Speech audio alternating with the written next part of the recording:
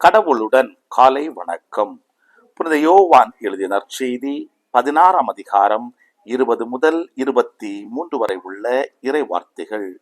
அக்காலத்தில் இயேசு தம் சீடரை நோக்கி கூறியது, உறுதியாக உங்களுக்கு சொல்லுகிறேன், நீங்கள் அழுவீர்கள், புலம்புவீர்கள், அப்போது உலகம் மகிழும். நீங்கள் துயருறுவீர்கள், ஆனால் உங்கள் துயரம் மகிழ்ச்சியாக மாறும்.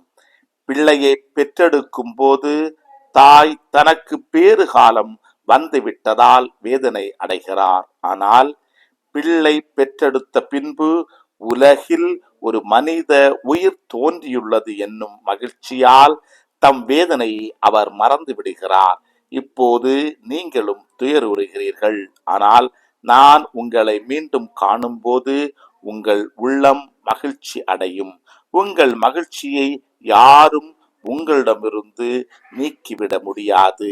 அந்நாளில் நீங்கள் என்னை எதையும் கேட்க மாட்டீர்கள். கிறிஸ்துவின் நற்செய்தி.